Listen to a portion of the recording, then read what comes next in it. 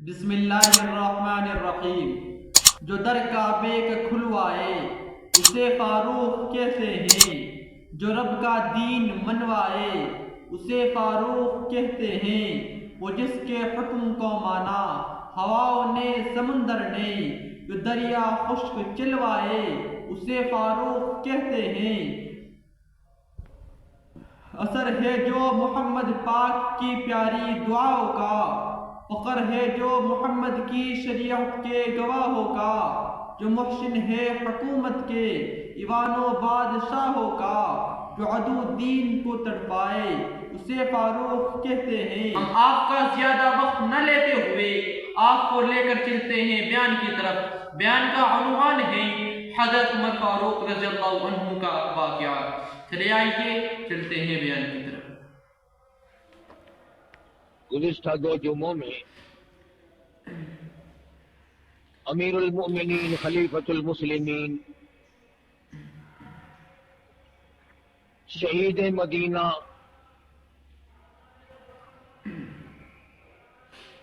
سیدنا عثمان ابن عفان رضی اللہ تعالی عنہ کی سیرت پاکیزہ کے سلسلے میں ذکر کیا تھا،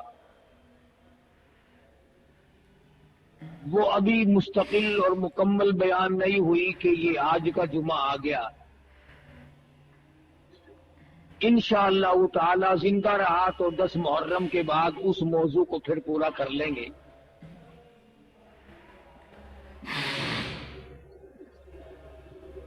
امیر المؤمنین خلیفۃ المسلمین قاتل المشرکین والزندیقین والمنافقین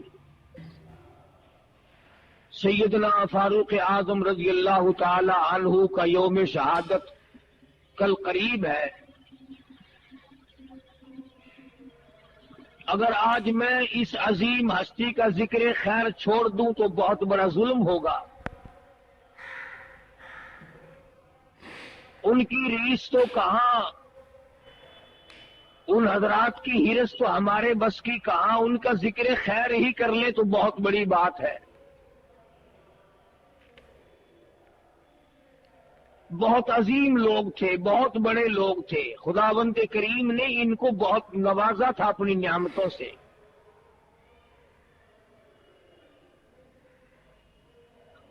اصحاب محمد الرسول اللہ صلی اللہ تعالی علیہ وسلم میں سیدنا فاروق اعظم کا بہت بڑا مقام ہے۔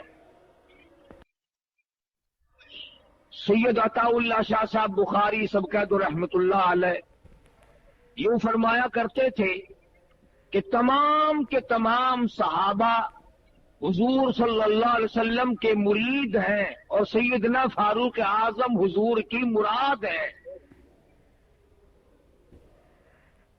سمجھ گئے آپ؟ تمام صحابہ حضور اکرم صلی اللہ علیہ وسلم کے مرید ہیں اور فاروق اعظم کی ذات اقدس حضور صلی اللہ علیہ وسلم کی مراد ہے۔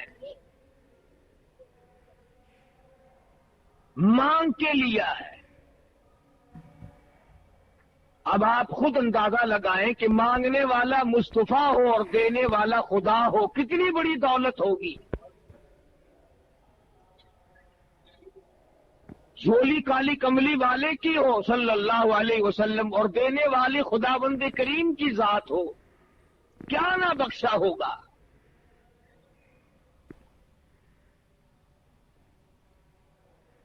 اور یوں کہہ کر کے مانگا کہ الہی اگر عمر بن خطاب کو دین کی دولت مل جائے، تیرے اسلام میں داخل ہو جائے تو تیرے اسلام میں جان پڑ جائے گی۔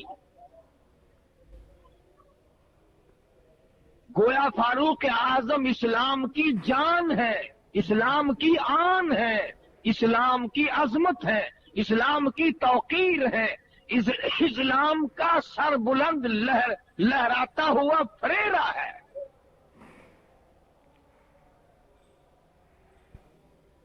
سیدنا فاروق اعظم کی ذات اتنی بڑی، جس کو رات کو رو رو کر مصلی پہ آنسو بہا کر حضور صلی اللہ علیہ وسلم نے جھولیے پھیلا کر کے مانگا۔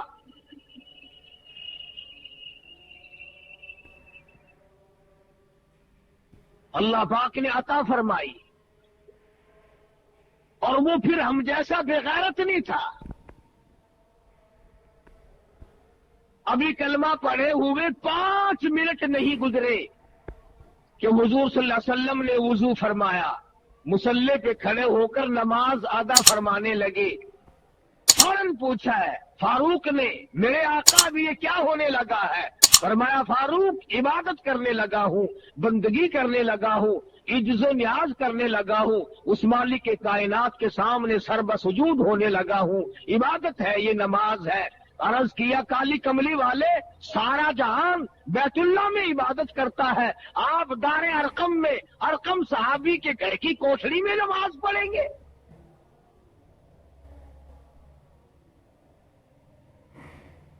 فرمایا ہاں عمر, تیری قوم مجھے بیت اللہ میں سجدہ نہیں کرنے دیتی.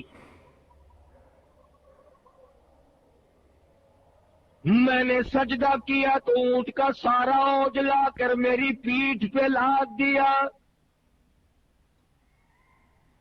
مجھے بیت اللہ میں مارا, حرم محترم میں مارا. مجبور ہوں, گھر نماز ادا کرتا ہوں, چھپ چھپ کر نمازیں پڑھتا ہوں. عرض کیا میرے آقا اب کوٹھڑی میں نماز نہیں پڑھنے دوں گا, اب گھر میں نماز نہیں پڑھنے دوں گا, اب برآمدوں میں نماز نہیں پڑھنے دوں گا, اب چھپ کر کے نماز نہیں پڑھنے دوں گا. یہ ساری باتیں پہلے کی ہے, ایسا ہرگز نہیں ہوگا. خطاب کا بیٹا کلمہ بھی پڑھے, کالی کملی والا نماز بھی چھپ چھپ کر گھروں میں پڑھے.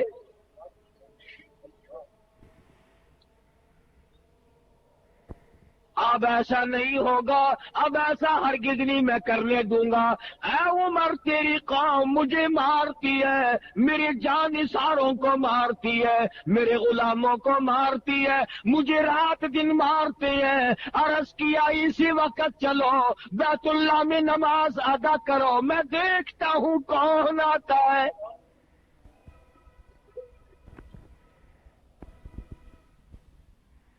ادھر دارالندوا میں انتظار ہو رہا ہے, مکے کے سردار اکٹھے بیٹھے انتظار کر رہے ہیں, سر لینے گیا ہے.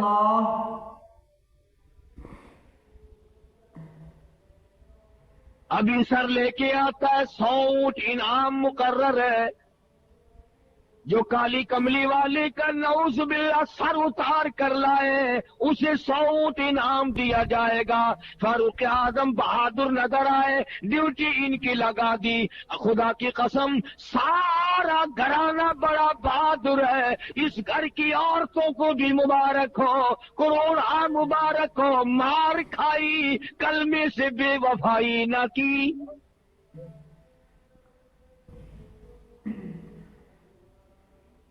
قرآن کریم کی آواز سنی, دروازے پہ دھکا دیا,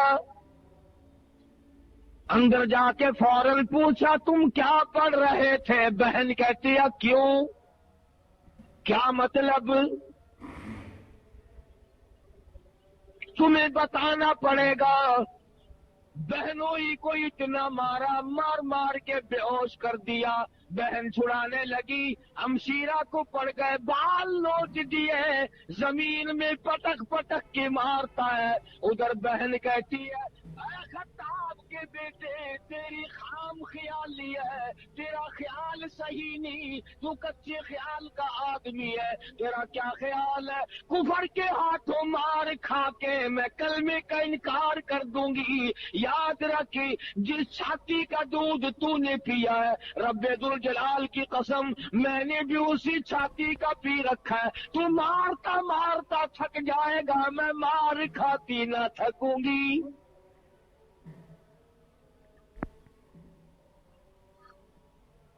جتنا تیرا دل چاہے مار, جو چاہے کر. خون کے قطرے قطرے میں ایمان رس گیا, خون کے قطرے قطرے میں کلمہ بس گیا, رگوں ریشوں میں دین و ایمان بس گیا. پوری دنیا کی طاقت مل کر نہیں نکال سکتی. اور اگر یہ تیرا خیال ہے کہ میں مار کے نکال دوں گا تو سن پھر. بہن بولی عمر ہم کو اگر تو مار بھی ڈالے شکنجوں میں کسیا بوٹیاں کتوں پہ نچوا دے، تیری مرضی ہے جو چاہے کرتا پھر مار مار کے تھک جائے گا، میں دین حق سے کبھی بھی پھرنے والی نہیں۔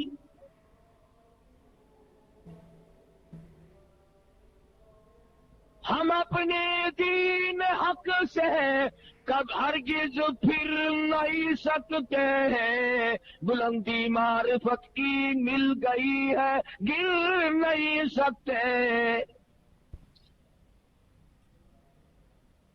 مار مار کے تھک گئے، بہادر مکے کا مارتا ہے عورت ذات کو، خدا کی قسم فاطمہ بنت خطاب قربان جاؤں، تیرے پیروں سے اڑی ہوئی خاک پہ کتنا مضبوط ایمان رکھتی ہے۔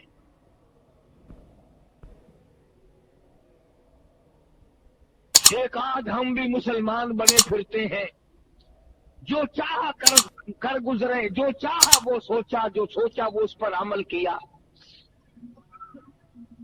نہ صبح کا پتہ، نہ شام کا پتہ، نہ موت کا پتہ، نہ قبر کا پتہ، جس طرح سے چاہو اپنا گھپلا مچا کر اپنے آپ کو سیدھا رکھنے کی کوشش ہو رہی ہے۔ سوچتے ہیں خطاب کے بیٹے، میری بہن نے میرے سامنے کبھی اف نہ کی، آج کیا بول رہی ہے؟ اتنی جرأت کہاں سے آئی؟ اتنی شجاعت کہاں سے آئی؟ اس کے اندر کہاں سے قوت پیدا ہوئی؟ پھر کہنے لگے مجھے وہ دکھاؤ تم کیا پڑھ رہے تھے۔ بہن کہتی ہے اللہ کا مقدس کلام ہے، پاکیزہ کلام ہے، لا یمسہ الا المطہرون، وہ پاکیزہ کلام ہے، اس کو پلیت ہاتھ نہیں لگائے جا سکتے۔ کیوں؟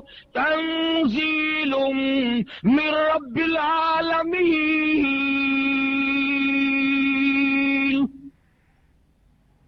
اس رب العالمین کا نازل کردہ کلام ہے، نزل بہ الروح الامین۔ ماشاء اللہ۔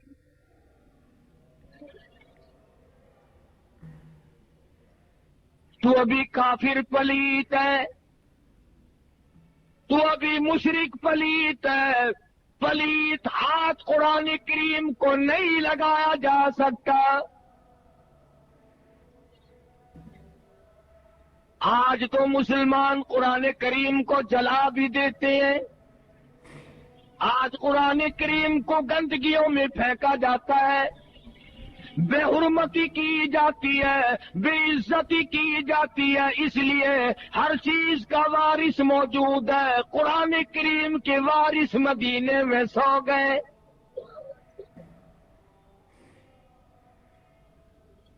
باصرار کہا کہ مجھے دکھاؤ تو صحیح آخر وہ کیسا کلام ہے۔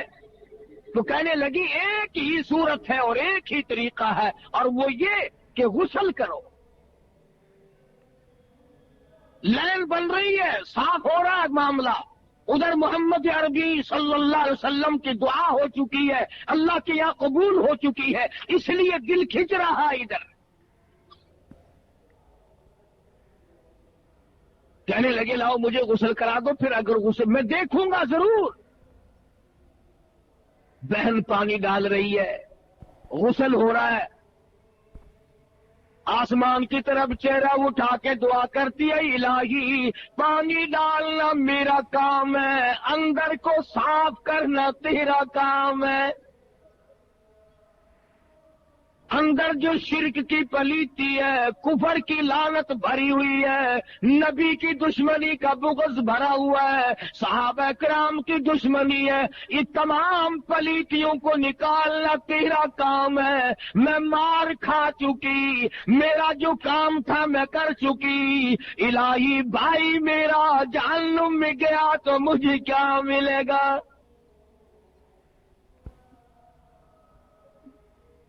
غسل کرنے کے بعد قرآن کریم کا ورقہ ہاتھ میں دیا، 2 آیتیں پڑھی ہیں۔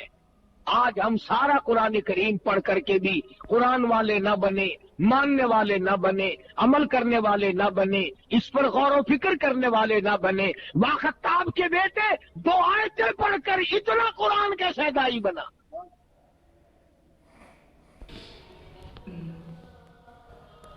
اور بڑی عجیب ایک مصرع کہا کسی نے پنجابی میں، کہتا 2 آیتیں کی تلاوت کرتے ہی آنکھوں سے آنسو جاری ہو گئے اور یوں فرمانے لگے میں تو آیا سا مارن مکاؤنے نو، مینو مار دے لے چلو۔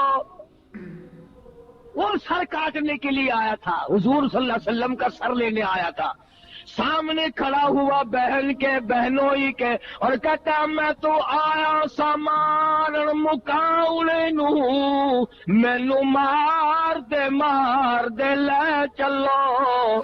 جتھے عمر دی عمر بن دی ہے، جتھے نہ تو میں برباد ہو جاؤں گا، میں مر جاؤں گا اگر مجھے لے کے نہ چلے، اسی دروازے پہ لے کے چلو جہاں کی غلامی تمہیں نصیب ہے۔ کہتا میں تو آیا سا مارن مقابلے نو، مینو مار دے لے چلو،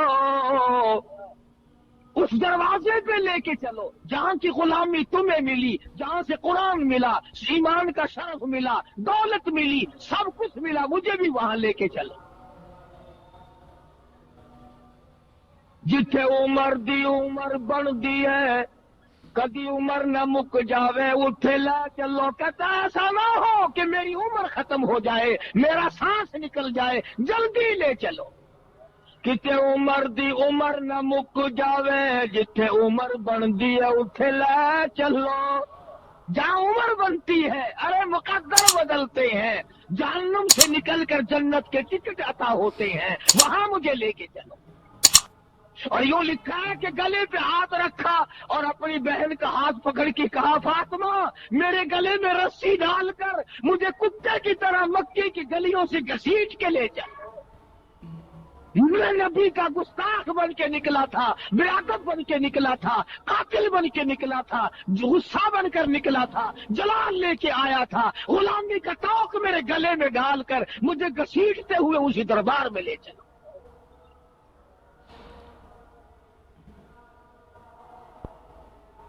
وہاں جا کے کلمہ پڑا، ایمان کی دولت قبول کی، تو حضور صلی اللہ علیہ وسلم کے سامنے پکڑ کے کہا نن اب کوٹھڑی میں نماز نہیں پڑھنے دوں گا۔ بیت اللہ میں لایا، بیت اللہ کا دروازہ کھولا، ادھر انتظار ہو رہا ہے کہ سر آئے گا، للکار کے فرما دیا مکے والا جس نے اپنے بچے یتیم کرانے ہو میدان میں آؤ، جس نے اپنی عورتوں کو بیوہ کرانا ہو میدان میں آؤ، آؤ جس کی جرت ہے مقابلہ کرو، فاروق آج کالی کملی والے کا غلام ہے۔ کس قدر عظمت اللہ تبارک و تعالیٰ نے عطا فرمائی۔ اور ایک اور بات کہتا ہوں، تم کیا سمجھو ان باتوں کو، تم کیا سمجھو ان باتوں کو، اگر کسی کو معمولی سی سیٹ مل گئی وہ کتنا خوش ہے، اس کے پیچھے آگے پیچھے لوگ دوڑ رہے ہیں، اس جوان کے مقدر کو کیا کہو گے؟ اگر کسی کی افسروں سے یاری ہو جائے، وہ کہتا ہے کہ افسر میرا تعاون کرتے ہیں، ذمہ دار میری مانتے ہیں، تاجر لوگ میرا تعاون کرتے ہیں۔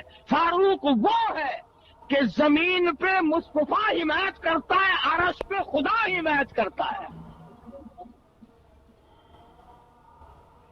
کمال ہے۔ ارے فاروق اعظم کی شان میں اس سے بڑھ کر اور کیا ہوگا؟ جو فاروق کی رائے زمین پہ ہے، عرش پہ خدا نے اپنی وہی رائے بنا لی۔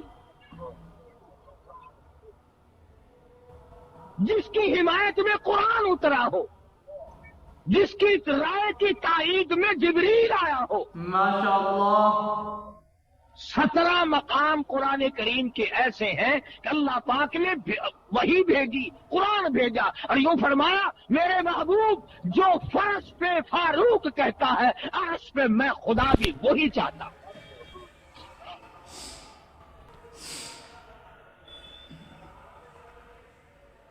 مقام ابراہیم پہ حضرت عمر رضی اللہ تعالیٰ عنہ نے عرض کیا یا رسول اللہ، او کالی کملی والے، میرا دل کرتا ہے کہ یہاں نماز پڑھوں، اپنے دادا ابراہیم علیہ السلام کے مقام پہ یہاں نماز پڑھوں، میرا دل چاہتا ہے۔ آپ نے فرمایا عمر میں کیسے تجھے اجازت دوں، مجھے آسمان سے حکم نہیں ملا، مجھے اللہ پاک کی طرف سے حکم نہیں ملا، اس لیے میں تجھے کیسے اجازت دوں؟ فاروق کہتا کالی کملی والے میرا بڑا دل کرتا ہے، میری بڑی خواہش ہے، میری بڑی آرزو ہے، میری بڑی تمنا ہے کہ حضرت خلیل اللہ نے جہاں کھڑے ہو کر بیت اللہ بنایا میں یہاں 2 رکعت نماز ادا کیا کروں۔ فرمایا عمر میں تجھے کیسے حکم دوں، مجھے خدا کی طرف سے حکم نہیں ملا، ابھی حرم سے باہر نہیں نکلے۔ اب آدائی واتخذوا من مقامی ابراہیم مصلی،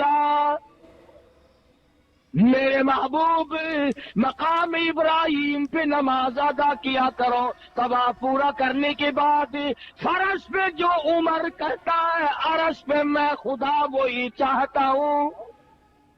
محمد کے صحابی کا وہ شانہ یاد آتا ہے، بدل کے بھیس گلیوں میں وہ جانا یاد آتا ہے، نڈب اس عہدے کی مائیں جب آٹے کو ترستی ہے، عمر تیری خلافت کا زمانہ یاد آتا ہے۔ دوستو اگر یہ ویڈیو آپ کو پسند آئی ہے تو لائک کریں، شیئر کریں، اور قاری کریم ملتانی کے بیانات سننے کے لیے ہمارے یوٹیوب چینل کو سبسکرائب کریں۔ تو ملتے ہیں اگلی ویڈیو میں۔ السلام علیکم ورحمۃ اللہ وبرکاتہ۔ وعلیکم السلام۔